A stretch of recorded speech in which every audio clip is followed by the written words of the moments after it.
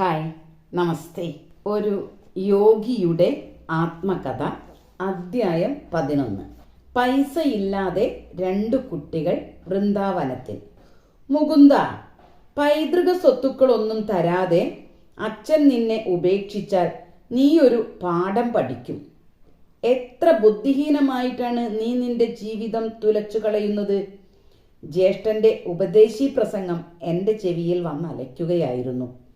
അടുത്ത കാലത്ത് കൽക്കത്തയിൽ നിന്ന് പുരാതന പട്ടണമായ ആഗ്രയിലേക്ക് സ്ഥലം മാറ്റപ്പെട്ട അനന്തദായുടെ വീട്ടിൽ ജിതേന്ദ്രനും ഞാനും തീവണ്ടിയിൽ നിന്നിറങ്ങി. പുതുതായി എത്തിയതേ ഉണ്ടായിരുന്നുള്ളൂ.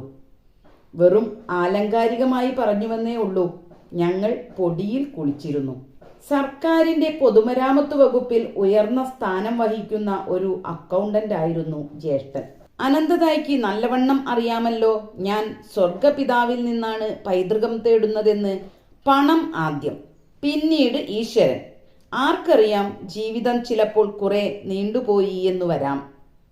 ഈശ്വരൻ ആദ്യം, പണം അദ്ദേഹത്തിന്റെ അടിമയാണ്. ആർക്കു പറയാൻ കഴിയും, ജീവിതം പെട്ടെന്ന് അവസാനിച്ചുവെന്നും വരാം. അവസരത്തിനൊത്ത് ഞാനൊരു തർക്കുത്തരം പറഞ്ഞെന്നേയുള്ളൂ. അതിൽ ദീർഘദർശനമൊന്നുമില്ലായിരുന്നു. കഷ്ടം, അനന്തദായുടെ ജീവിതം നേരത്തെ അവസാനിക്കുക തന്നെ ചെയ്തു. ആശ്രമത്തിൽ നിന്നു കിട്ടിയ ജ്ഞാനമായിരിക്കുമെന്ന് ഞാൻ ഊഹിക്കുന്നു. പക്ഷേ നീ വാരാണസി വിട്ടല്ലോ. അനന്തദായുടെ കണ്ണുകൾ സംതൃപ്തി കൊണ്ടു തിളങ്ങി. എൻ്റെ ചിറകുകളെ കുടുംബത്തിന്റെ കൂട്ടിൽ ഒതുക്കാമെന്ന് അദ്ദേഹം ഇപ്പോഴും പ്രതീക്ഷിക്കുന്നു. വാരാണസിയിലെ എൻ്റെ താൽക്കാലിക താമസം നിഷ്ഫലമായിരുന്നില്ല. എൻ്റെ ഹൃദയം കൊതിച്ചുകൊണ്ടിരുന്ന എല്ലാം അവിടെ ഞാൻ കണ്ടെത്തി. അത് ചേട്ടന്റെ പണ്ഡിതനോ അയാളുടെ മകനോ അല്ലെന്ന് ഉറപ്പു വിചാരിച്ചോളൂ. ഓർത്തു ചിരിക്കുന്നതിൽ അനന്തദായും പങ്കുകൊണ്ടു.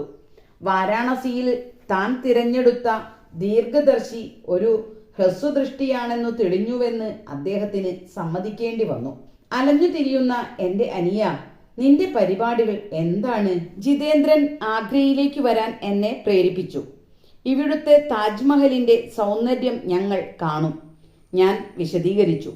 എന്നിട്ട് ഞാൻ പുതുതായി കണ്ടെത്തിയ ഗുരുവിന്റെ ശ്രീരാമപുരത്തെ ആശ്രമത്തിലേക്ക് ഞങ്ങൾ പോകുകയാണ്. ആതിഥ്യ മര്യാദയോടെ അനന്തദ ഞങ്ങൾക്ക് സുഖസൗകര്യങ്ങൾ ചെയ്തു തന്നു. സായാഹ്നത്തിൽ പല പ്രാവശ്യം അദ്ദേഹത്തിന്റെ കണ്ണുകൾ ചിന്താധീനമായി എന്നിൽ പതിയുന്നത് ഞാൻ ശ്രദ്ധിച്ചു. ആ നോട്ടം എനിക്കറിയാം. ഞാൻ വിചാരിച്ചു, എന്തോ കൊനിഷ്ട് ഒപ്പിക്കാനാവും. പ്രഭാത ഭക്ഷണവേളയിൽ കള്ളി പുറത്തായി. അപ്പോൾ അച്ഛന്റെ സ്വത്തിനെ ആശ്രയിക്കാതെ തന്നെ കഴിയാമെന്നാണ് നിനക്ക് തോന്നുന്നത് അല്ലേ? തലേ ദിവസത്തെ കുത്തുവാക്കുകൾ പുനരാരംഭിക്കുമ്പോൾ അനന്തദായുടെ നോട്ടം നിഷ്കളങ്കമായിരുന്നു. ഈശ്വരനിലുള്ള എൻ്റെ ആശ്രയത്തെപ്പറ്റി എനിക്ക് നല്ല ബോധ്യമുണ്ട്. വാക്കുകൾക്ക് എന്തു വിലയിരിക്കുന്നു? ഇത്രത്തോളം നിന്നെ ജീവിതം രക്ഷിച്ചു.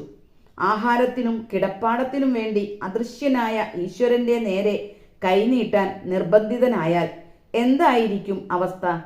താമസിയാതെ തെരുവിൽ പിച്ച തെണ്ടുകയായിരിക്കും നീ. ഒരിക്കലുമില്ല. ഈശ്വരനിലല്ലാതെ വഴിപോക്കരിൽ ഞാൻ വിശ്വാസം അർപ്പിക്കുകയില്ല.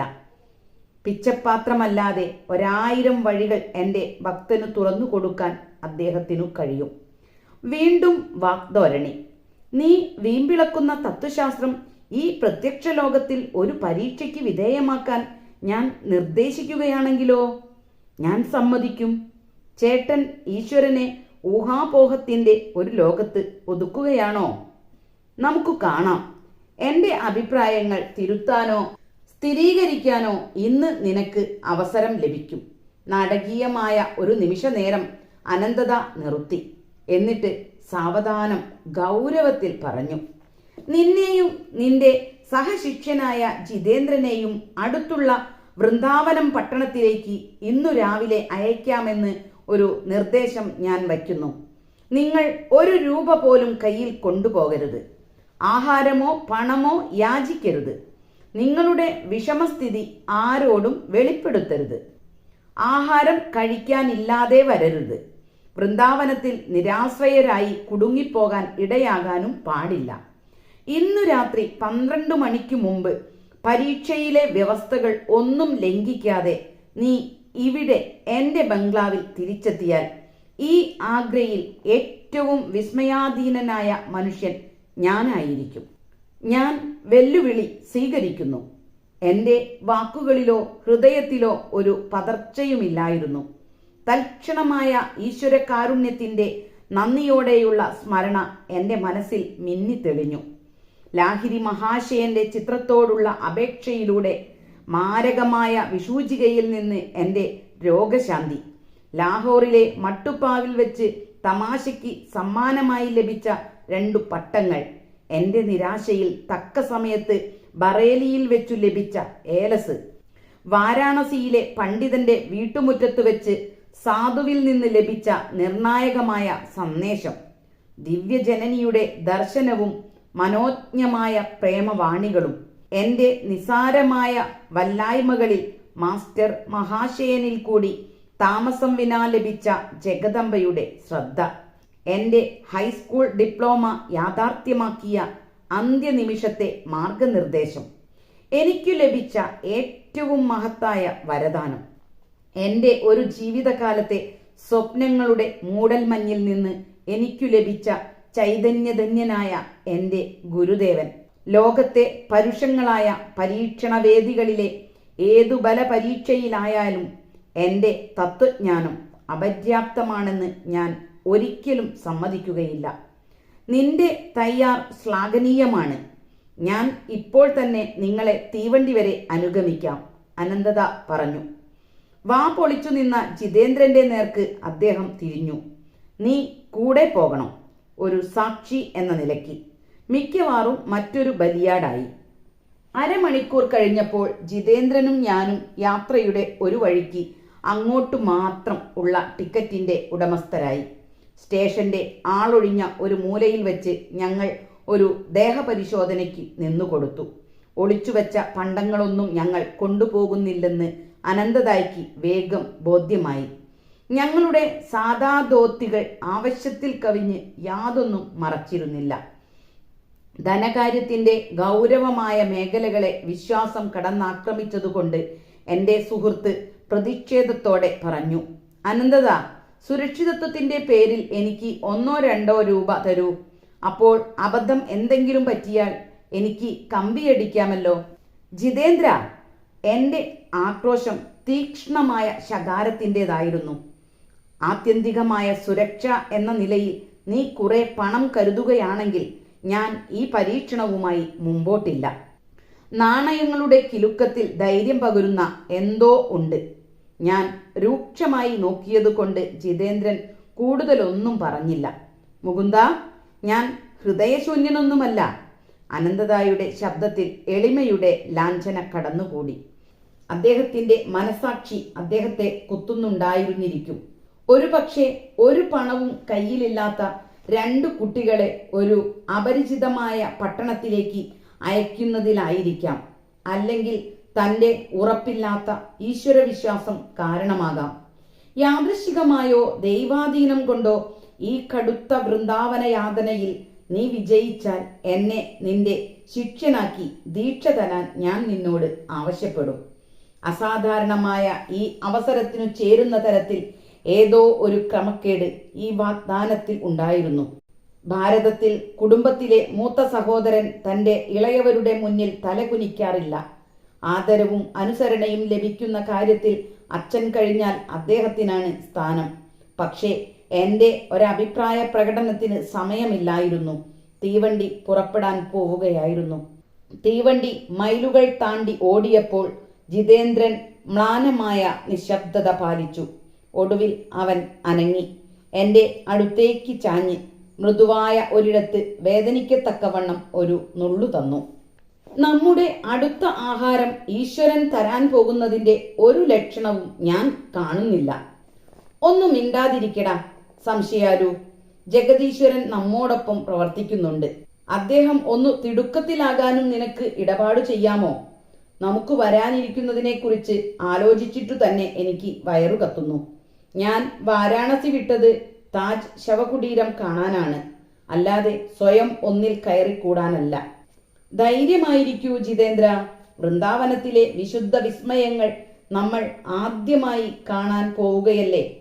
ശ്രീകൃഷ്ണ ഭഗവാന്റെ പാദങ്ങൾ പവിത്രമാക്കിയ ആ മണ്ണിൽ നടക്കാമല്ലോ എന്ന ചിന്ത എനിക്ക് അഗാധമായ ആനന്ദം പകരുന്നു. ഞങ്ങളുടെ കമ്പാർട്ട്മെന്റിന്റെ വാതിൽ തുറന്നു. 2 പേർ വന്ന് ഇരുന്നു. അടുത്ത സ്റ്റേഷനിലാണ് യാത്രയുടെ അവസാനം. പയ്യന്മാരെ, വൃന്ദാവനത്തിൽ നിങ്ങൾക്കു സ്നേഹിതരുണ്ടോ? എൻ്റെ എതിരെ ഇരുന്ന അപരിചിതൻ അത്ഭുതമുണ്ടാക്കുന്ന തരത്തിൽ താല്പര്യം കാട്ടി. നിങ്ങൾക്ക് എന്തു കാര്യം? ധിക്കാരമായി ഞാൻ മുഖം തിരിച്ചു. നിങ്ങൾ ഒരു പക്ഷേ ഹൃദയങ്ങളുടെ ചോരനായ ഹരിയുടെ വിലാസത്തിൽ മയങ്ങി വീട്ടിൽ നിന്ന് ഒളിച്ചോടുകയായിരിക്കും. ഞാനും ഭക്തിയുള്ള കൂട്ടത്തിലാണ്. നിങ്ങൾക്ക് ആഹാരവും കഠിനമായ ഈ വെയിലിൽ നിന്ന് രക്ഷയും കിട്ടുന്നുവെന്ന് ഉറപ്പുവരുത്തുക തീർച്ചയായും എൻ്റെ കർത്തവ്യമാണെന്ന് ഞാൻ കരുതുന്നു. വേണ്ട സർ, ഞങ്ങളെ വിട്ടേക്കൂ. കാരുണ്യത്തിന് നന്ദി. പക്ഷേ ഞങ്ങൾ വീട്ടിൽ നിന്ന് ഒളിച്ചു കടന്നവരാണെന്ന് ധരിച്ചെങ്കിൽ അങ്ങേക്ക് തെറ്റുപറ്റി. കൂടുതൽ സംഭാഷണം ഉണ്ടായില്ല. വണ്ടി നിന്നു. ജിതേന്ദ്രനും ഞാനും പ്ലാറ്റ്ഫോറത്തിൽ ഇറങ്ങിയപ്പോൾ ഞങ്ങളുടെ എതിർച്ചയാ കിട്ടിയ കൂട്ടാളികൾ ഞങ്ങളോട് കൈകോർത്തു പിടിച്ചു നിന്നുകൊണ്ട് ഒരു കുതിരവണ്ടി വിളിച്ചു. നിത്യഹരിത വൃക്ഷങ്ങളുടെ മധ്യത്തിൽ ഭംഗിയായി പരിരക്ഷിച്ചിരുന്ന പരിസരങ്ങളിലെ രാജകീയ പ്രൗഢിയുള്ള ഒരു ആശ്രമത്തിന്റെ മുമ്പിൽ ഞങ്ങൾ ഇറങ്ങി. ഞങ്ങളുടെ ഗുണകാംക്ഷികൾ ഇവിടെ പരിചിതരായിരുന്നുവെന്ന് തീർച്ച. പുഞ്ചിരിക്കുന്ന ഒരു പയ്യൻ പ്രത്യേകിച്ച് ഒന്നും പറയാതെ ഞങ്ങളെ സ്വീകരണ മുറിയിലേക്ക് നയിച്ചു. പ്രായം ചെന്ന ഒരു സ്ത്രീ വേഗം ഞങ്ങളുടെ അടുത്തേക്ക് വന്നു. ഗൗരിമ, രാജകുമാരന്മാർക്ക് വരാൻ കഴിഞ്ഞില്ല. ആശ്രമത്തിലെ ആതിഥേയയെ അവരിൽ ഒരാൾ അറിയിച്ചു. അവസാന നിമിഷത്തിൽ അവരുടെ പരിപാടികൾ തെറ്റി. അവർ അഗാധമായ ഖേദം അറിയിക്കുന്നു. പക്ഷേ ഞങ്ങൾ വേറെ 2 അതിഥികളെ കൊണ്ടുവന്നിട്ടുണ്ട്. തീവണ്ടിയിൽ വെച്ചു കണ്ടുമുട്ടിയ ഉടനെ തന്നെ അവരിൽ ശ്രീകൃഷ്ണ ഭക്തരെന്ന നിലയിൽ ഞാൻ ആകൃഷ്ടനായി. പോയി വരാം യുവ സുഹൃത്തുക്കളെ. ഞങ്ങളുടെ 2 പരിചയക്കാരും വാതിലിലേക്കു നീങ്ങി. ഈശ്വരൻ അങ്ങനെ നിശ്ചയിക്കുന്നുവെങ്കിൽ നമുക്ക് ഇനിയും കാണാം. നിങ്ങൾക്കു സ്വാഗതം. ഗൗരിമ ഒരമ്മയെപ്പോലെ മന്ദഹസിച്ചു. ഇതിലും നല്ലൊരു ദിവസത്തിൽ നിങ്ങൾക്ക് വരാൻ കഴിയുമായിരുന്നില്ല. ഈ ആശ്രമത്തിന്റെ 2 രാജകീയ രക്ഷാധികാരികളെ ഞാൻ പ്രതീക്ഷിച്ചിരിക്കുകയായിരുന്നു. എൻ്റെ പാചകം ആസ്വദിക്കാൻ ആരുമില്ലാതെ പോയാൽ എന്തു മോശമായേനെ. സന്തോഷകരമായ ഈ വാക്കുകൾ അത്ഭുതം ഉളവാക്കുന്ന ഒരു പ്രതികരണമാണ് ജിതേന്ദ്രനിൽ സൃഷ്ടിച്ചത്. അവൻ പൊട്ടിക്കരഞ്ഞു. വൃന്ദാവനത്തിൽ അവൻ ഭയന്ന വരാനിരിക്കുന്നത് ഒരു രാജകീയ സൽക്കാരമായി മാറുകയായിരുന്നു. മനസ്സിന്റെ പെട്ടെന്നുള്ള പുനഃക്രമീകരണം അവന് അസാധ്യമായിരുന്നു. ഞങ്ങളുടെ ആതിഥേയ ഒന്നും പറയാതെ കൗതുകത്തോടെ അവനെ നോക്കി. ഒരു പക്ഷേ കൗമാരപ്രായത്തിന്റെ വിചിത്ര സ്വഭാവം അവർക്ക് പരിചിതമായിരിക്കാം. ഊണു സമയമായി എന്ന് അറിയിപ്പ് വന്നു. വിശപ്പുണ്ടാക്കുന്ന സുഗന്ധം പരന്ന ഊണുമുറിയിലേക്ക് ഗൗരിമ ഞങ്ങളെ കൊണ്ടുപോയി. അവർ അടുത്തുള്ള അടുക്കളയിൽ മറഞ്ഞു. ഞാൻ ഈ നിമിഷം കാത്തിരിക്കുകയായിരുന്നു. ജിതേന്ദ്രന്റെ ശരീരത്തിൽ പറ്റിയ ഒരു ഭാഗം തെരഞ്ഞെടുത്ത് തീവണ്ടിയിൽ വെച്ച് അവൻ എനിക്കു തന്ന അത്ര വേദനയുണ്ടാക്കുന്ന ഒരു നുള്ള് ഞാൻ തിരിച്ചു കൊടുത്തു. സംശയാലു, ജഗദീശ്വരൻ പ്രവർത്തിക്കുന്നുണ്ട്. തിടുക്കത്തിൽ തന്നെ ആതിഥേയ ഒരു വിശറിയുമായി തിരിച്ചെത്തി. ചിത്രപ്പണികളുള്ള കമ്പളങ്ങളിൽ ഞങ്ങൾ ചമ്രം പടിഞ്ഞിരുന്നപ്പോൾ അവർ പൗരസ്ത്യ രീതി അനുസരിച്ച് ഞങ്ങളെ വീശിക്കൊണ്ടിരുന്നു. ആശ്രമ അന്തേവാസികൾ ഒരു 30 തരം വിഭവങ്ങളുമായി അങ്ങോട്ടും ഇങ്ങോട്ടും നീങ്ങി. ഊണ് എന്നതിനു പകരം വിഭവസമൃദ്ധമായ സദ്യ എന്നേ ഇതിനെ വിവരിക്കാനാവൂ. ഈ ഭൂമിയിൽ വന്നെത്തിയ ശേഷം ഇതുപോലുള്ള വിശിഷ്ട ഭോജ്യങ്ങൾ ജിതേന്ദ്രനും ഞാനും ആസ്വദിച്ചിട്ടില്ല. ആദരണീയയായ മാതാവേ, വാസ്തവത്തിൽ രാജോചിതമായ വിഭവങ്ങൾ തന്നെ. ഈ സദ്യയ്ക്ക് എത്തുന്നതിനേക്കാൾ അടിയന്തിരമായി നിങ്ങളുടെ രാജകീയ രക്ഷാധികാരികൾ മറ്റ് എന്താണ് കണ്ടെത്തിയതെന്ന് എനിക്ക് സങ്കല്പിക്കാൻ ആവുന്നില്ല. ജീവിതത്തിലെ എക്കാലത്തേക്കുമുള്ള ഒരു ഓർമ്മയാണ് ഞങ്ങൾക്ക് നൽകിയത്. അനന്തതായുടെ നിബന്ധന മൂകരാക്കിയ ഞങ്ങൾക്ക് ഞങ്ങളുടെ നന്ദിക്ക് യഥാർത്ഥത്തിൽ 2 രീതിയിൽ പ്രാധാന്യമുണ്ടെന്നുള്ള കാര്യം ആ മഹതിയോട് വിശദീകരിക്കാൻ കഴിഞ്ഞില്ല. എങ്കിലും ഞങ്ങളുടെ ആത്മാർത്ഥത പ്രകടമായിരുന്നു. അവരുടെ അനുഗ്രഹാശിസുകളും ആശ്രമം വീണ്ടും സന്ദർശിക്കാനുള്ള ആകർഷകമായ ക്ഷണവും വാങ്ങിക്കൊണ്ട് ഞങ്ങൾ യാത്രയായി. വെളിയിൽ ചൂട് അതികഠിനമായിരുന്നു. ആശ്രമ കവാടത്തിനടുത്തുള്ള ഒരു വലിയ കദംബ വൃക്ഷച്ചുവട്ടിൽ സ്നേഹിതനും ഞാനും അഭയം തേടി. ജിതേന്ദ്രൻ ഒരിക്കൽ കൂടി സംശയഗ്രസ്തനായി. മൂർച്ചയേറിയ വാക്കുകൾ ഞങ്ങൾ കൈമാറി. എന്നെ എന്തൊരു വിഷമസ്ഥിതിയിലാണ് നീ കൊണ്ടെത്തിച്ചിരിക്കുന്നത്. നമ്മുടെ ഊണ് യാദൃശ്ചയാ ലഭിച്ച ഒരു ഭാഗ്യം മാത്രമായിരുന്നു. ഒരൊറ്റ പൈസ കയ്യിലില്ലാതെ പട്ടണത്തിലെ കാഴ്ചകൾ നമുക്ക് എങ്ങനെ കാണാനൊക്കും? പിന്നെ ഏതു വിധേനയാണ് നീ എന്നെ അനന്തദായിയുടെ വീട്ടിൽ തിരിച്ചെത്തിക്കുവാൻ പോകുന്നത്? നിന്റെ വയറു നിറഞ്ഞു കഴിഞ്ഞ സ്ഥിതിക്ക് നീ ഈശ്വരനെ പെട്ടെന്ന് മറക്കുന്നു. എന്റെ വാക്കുകൾ അത്ര കടുത്തതായിരുന്നില്ലെങ്കിലും കുറ്റപ്പെടുത്തുന്നവയായിരുന്നു. ഈശ്വര കാരുണ്യത്തെപ്പറ്റി മനുഷ്യന്റെ ഓർമ്മ എത്ര ഹ്രസ്വമാണ്. തന്റെ ഏതാനും പ്രാർത്ഥനകളെങ്കിലും നിറവേറുന്നത് കണ്ടിട്ടില്ലാത്ത ഒരു മനുഷ്യനും ഇല്ല. നിന്നെപ്പോലുള്ള ഒരു എടുത്തുചാട്ടക്കാരന്റെ കൂടെ ഇറങ്ങിത്തിരിച്ച എന്റെ മണ്ടത്തരം ഞാൻ മറക്കാനിടയില്ല. ശാന്തനാകൂ ജിതേന്ദ്ര. നമുക്ക് ആഹാരം നൽകിയ അതേ ജഗൽ പ്രഭു നമുക്ക് വൃന്ദാവനം കാട്ടിത്തരും. ആഗ്രയിൽ തിരിച്ചെത്തിക്കുകയും ചെയ്യും. നല്ല മുഖശ്രീയുള്ള ഒരു കൃശഗാത്രനായ യുവാവ് വേഗം നടന്ന് ഞങ്ങളെ സമീപിച്ചു. ഞങ്ങളുടെ മരത്തിന്റെ കീഴിൽ എത്തി എന്നെ വന്ദിച്ചു. പ്രിയ സ്നേഹിത, നിങ്ങളും കൂട്ടുകാരനും ഇവിടെ അപരിചിതരായിരിക്കണം. നിങ്ങളുടെ ആതിഥേയനും വഴികാട്ടിയും ആകാൻ എന്നെ അനുവദിക്കൂ. ഭാരതീയന് മുഖം വിളറുകയെന്നത് ഏറെക്കുറെ അസാധ്യമാണ്. പക്ഷേ ജിതേന്ദ്രന്റെ മുഖം പെട്ടെന്ന് മ്ലാനമായി. ഞാൻ ഭവ്യമായി ആ ക്ഷണം നിരസിച്ചു. നിങ്ങൾ തീർച്ചയായും എന്നെ തുരത്തുകയല്ലോ? ആ അപരിചിതന്റെ സംഭ്രമം മറ്റേതൊരു സാഹചര്യത്തിലായിരുന്നുവെങ്കിലും ചിരിക്കു വക നൽകിയേനെ. എന്തുകൊണ്ടായിക്കൂടാ? അങ്ങ് എൻ്റെ ഗുരുദേവനാണ്. അയാളുടെ കണ്ണുകൾ വിശ്വാസത്തോടെ എൻ്റെ കണ്ണുകൾ തേടി. എൻ്റെ മധ്യാഹ്ന പ്രാർത്ഥനകളിൽ ശ്രീകൃഷ്ണ പരമാത്മാവ് എനിക്ക് ദർശനം നൽകി. ആരോരുമില്ലാതെ രണ്ടുപേർ ഇതേ മരത്തിന്റെ കീഴിൽ നിൽക്കുന്നത് അദ്ദേഹം എനിക്ക് കാട്ടിത്തന്നു. ഒരു മുഖം അങ്ങയുടേതായിരുന്നു. ഗുരുദേവ, ധ്യാനത്തിൽ ഞാൻ അത് പലപ്പോഴും കണ്ടിട്ടുണ്ട്. എൻ്റെ എളിയ സേവനങ്ങൾ സ്വീകരിച്ചാൽ എനിക്ക് എത്ര സന്തോഷമാകും. നീ എന്നെ കണ്ടെത്തിയതിൽ എനിക്കും സന്തോഷമുണ്ട്. ഈശ്വരനും മനുഷ്യനും ഞങ്ങളെ കൈയൊഴിഞ്ഞിട്ടില്ല. എന്റെ മുന്നിലെ ആകാംക്ഷാഭരിതമായ മുഖം നോക്കി പുഞ്ചിരിച്ചുകൊണ്ട് നിശ്ചലനായി ഞാൻ നിൽക്കുകയായിരുന്നെങ്കിലും മനസ്സുകൊണ്ട് ഞാൻ ഈശ്വരപാദങ്ങൾ പ്രണമിച്ചു. പ്രിയ സുഹൃത്തുക്കളെ, നിങ്ങളുടെ സന്ദർശനം കൊണ്ട് എൻ്റെ വീടിനെ അനുഗ്രഹിക്കുകയില്ലേ? നീ കാരുണ്യവാനാണ്. പക്ഷേ ആ പരിപാടി നടപ്പിലാക്കാനാവില്ല. ഞങ്ങൾ നീ വിളിക്കും മുമ്പേ തന്നെ ആഗ്രയിലുള്ള എൻ്റെ ജ്യേഷ്ഠന്റെ അതിഥികളായിരിക്കുകയാണ്. നിങ്ങളോടൊപ്പം വൃന്ദാവനം സന്ദർശിക്കുന്നതിൻ്റെ ഓർമ്മകളെങ്കിലും എനിക്ക് തരൂ. ഞാൻ സന്തോഷത്തോടെ സമ്മതിച്ചു. തൻ്റെ പേര് പ്രതാപ് ചാറ്റർജി എന്നാണെന്ന് ആ ചെറുപ്പക്കാരൻ പറഞ്ഞു. അയാൾ ഒരു കുതിരവണ്ടി വിളിച്ചു. ഞങ്ങൾ മദനമോഹന ക്ഷേത്രവും മറ്റു കൃഷ്ണക്ഷേത്രങ്ങളും സന്ദർശിച്ചു. ഞങ്ങളുടെ ക്ഷേത്ര ദർശനം കഴിഞ്ഞപ്പോൾ രാത്രിയായി. സന്ദേശ് അഥവാ മധുര പലഹാരം വാങ്ങിയിട്ട് ഞങ്ങൾ ഇപ്പോൾ വരാം. തീവണ്ടി സ്റ്റേഷനു സമീപം ഒരു കടയിൽ പ്രതാപൻ കയറി.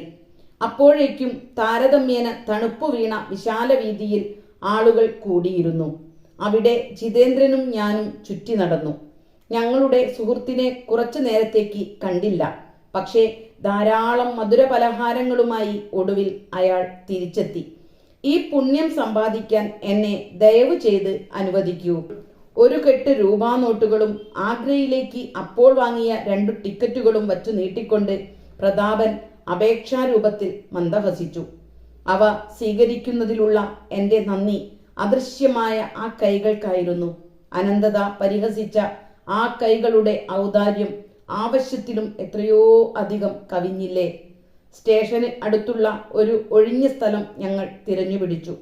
പ്രതാപ, ആധുനിക കാലത്തെ ഏറ്റവും മഹാനായ യോഗി ലാഹിരി മഹാശയന്റെ ക്രിയായോഗം ഞാൻ നിനക്ക് ഉപദേശിക്കാം. അദ്ദേഹത്തിന്റെ സാധനാമാർഗം ആയിരിക്കും നിന്റെ ഗുരു. ദീക്ഷ അരമണിക്കൂറിൽ സമാപിച്ചു. ക്രിയയാണ് നിന്റെ ചിന്താമണി. പുതിയ വിദ്യാർത്ഥിയോട് ഞാൻ പറഞ്ഞു, നീ ഇപ്പോൾ കണ്ടതുപോലെ ലളിതമായ ഈ യോഗവിദ്യ മനുഷ്യന്റെ ആത്മീയ പരിണാമം ത്വരിതപ്പെടുത്തുന്ന കലയുടെ ആവിഷ്കാരമാണ്. ശരീരം കൈക്കൊള്ളുന്ന ഒരു ജീവൻ മായയിൽ നിന്ന് മോചനം നേടുന്നതിന് 1,00,000 വർഷങ്ങൾ വേണമെന്ന് ഹിന്ദുശാസ്ത്ര ഗ്രന്ഥങ്ങൾ പഠിപ്പിക്കുന്നു. ക്രിയായോഗയിലൂടെ ഈ പ്രകൃതി നിയതമായ കാലയളവ് ഗണ്യമായി കുറയ്ക്കാം. ചെടികളുടെ വളർച്ച സാധാരണയിലും അധികം വേഗത്തിലാക്കാമെന്ന് ജഗദീഷ് ചന്ദ്രബോസ് ബോധ്യപ്പെടുത്തിയിട്ടുള്ള പോലെ മനുഷ്യന്റെ മനഃശാസ്ത്രപരമായ വികാസവും ശാസ്ത്രീയ മാർഗങ്ങളിലൂടെ ത്വരിതപ്പെടുത്താൻ കഴിയും. നിന്റെ അനുഷ്ഠാനത്തിൽ നിഷ്ഠ പുലർത്തൂ. എല്ലാ ഗുരുക്കന്മാരുടെയും ഗുരുവിനെ നീ കണ്ടെത്തും. ദീർഘനാളായി തേടിക്കൊണ്ടിരുന്ന ഈ യോഗവിദ്യ കണ്ടെത്തിയതിൽ എനിക്ക് അതിയായ സന്തോഷമുണ്ട്, പ്രതാപൻ ചിന്താധീനനായി പറഞ്ഞു. എന്റെ ഇന്ദ്രിയബന്ധനങ്ങളുടെ മേൽ ഇതിനുള്ള മോചകശക്തി ഉയർന്ന മണ്ഡലങ്ങളിൽ എത്തത്തക്കവണ്ണം എന്നെ സ്വതന്ത്രനാക്കും.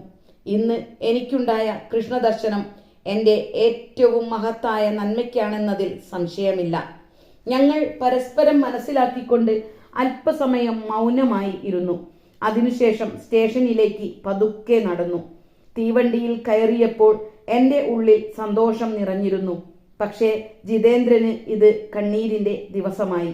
പ്രതാപനോടുള്ള എൻ്റെ സ്നേഹനിർഭരമായ യാത്രാമൊഴി എൻ്റെ 2 കൂട്ടുകാരുടെയും അടക്കിയ തേങ്ങലുകൾ കൊണ്ട് ഇടയ്ക്കിടെ തടസ്സപ്പെട്ടു.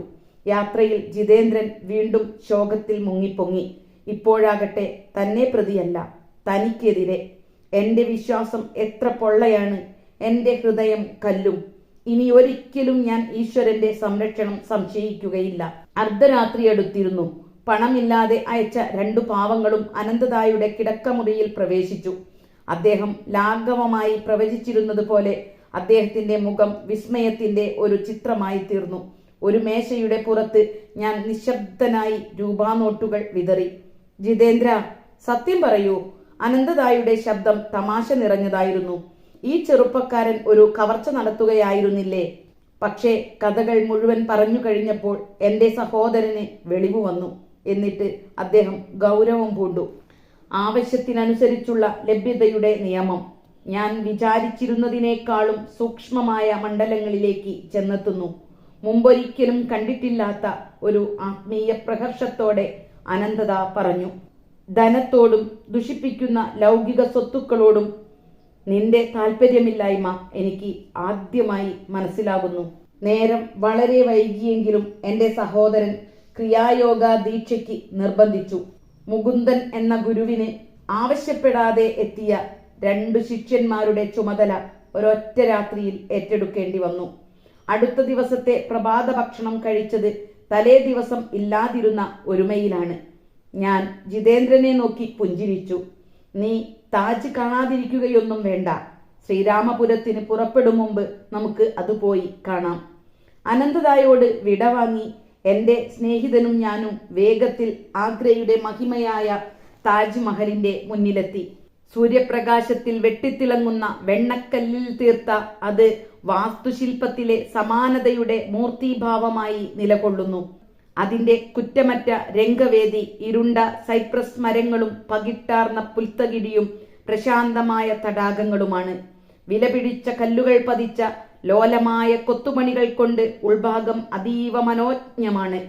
തവിട്ടും പാടലവുമായ വെണ്ണക്കല്ലുകളിൽ നിന്ന് ലോലമായ പുഷ്പ സംവിധാനങ്ങളും അലങ്കാരവേലകളും ഏറെ കലാപരമായ ശൈലിയിൽ രൂപപ്പെടുത്തിയിരിക്കുന്നു. ഷാജഹാൻ ചക്രവർത്തിയുടെയും അദ്ദേഹത്തിന്റെ സാമ്രാജ്യത്തിന്റെയും ഹൃദയത്തിന്റെയും റാണിയായ മുംതാസ് മഹലിന്റെയും ശവകുടീരങ്ങളിൽ കുംഭഗോപുരത്തിൽ നിന്നുള്ള പ്രകാശധോരണി പതിക്കുന്നു. കാഴ്ച കാണൽ മതിയാക്കാം. ഞാൻ എൻ്റെ ഗുരുദേവനു വേണ്ടി ദാഹിക്കുകയായിരുന്നു. താമസിയാതെ ജിതേന്ദ്രനും ഞാനും തീവണ്ടിയിൽ തെക്ക് ബംഗാളിലേക്ക് യാത്രയായി. മുകുന്ദ, ഞാൻ എൻ്റെ വീട്ടുകാരെ മാസങ്ങളായി കണ്ടിട്ടില്ല. ഞാൻ എൻ്റെ മനസ്സു മാറ്റി. ഒരു പക്ഷേ പിന്നീട് ഞാൻ ശ്രീരാമപുരത്ത് നിന്റെ ഗുരുവിനെ വന്നു കാണാം. സ്വഭാവത്തിൽ ചാഞ്ചല്യമുണ്ടെന്ന് മിതമായ ഭാഷയിൽ പറയാവുന്ന എൻ്റെ സ്നേഹിതൻ കൽക്കത്തയിൽ വെച്ചു പിരിഞ്ഞു. 12 മൈൽ വടക്കുള്ള ശ്രീരാമപുരത്ത് ലോക്കൽ ട്രെയിനിൽ ഞാൻ അധികം താമസിയാതെ എത്തി. ഗുരുദേവനെ വാരാണസിയിൽ വെച്ച് കണ്ടതിനു ശേഷം 28 ദിവസം കഴിഞ്ഞിരിക്കുന്നു എന്ന് മനസ്സിലാക്കിയപ്പോൾ വിസ്മയത്തിൻ്റെ മിടിപ്പ് എനിക്ക് അനുഭവപ്പെട്ടു. നീ 4 ആഴ്ചയ്ക്കുള്ളിൽ എൻ്റെ അടുത്തെത്തും. ശാന്തമായ റായ്ഗഡ് തെരുവിലെ അദ്ദേഹത്തിൻ്റെ ആശ്രമമുറ്റത്ത് ശക്തമായി മിടിക്കുന്ന ഹൃദയവുമായി ഇതാ ഞാൻ നിൽക്കുന്നു. ഭാരതത്തിൻ്റെ ജ്ഞാനാവതാരത്തോടൊപ്പം അടുത്ത 10 വർഷത്തിൻ്റെ ഏറിയ ഭാഗവും ഞാൻ ചെലവാക്കാനുള്ള ആശ്രമത്തിൽ ഇദം പ്രഥമമായി ഞാൻ പ്രവേശിച്ചു.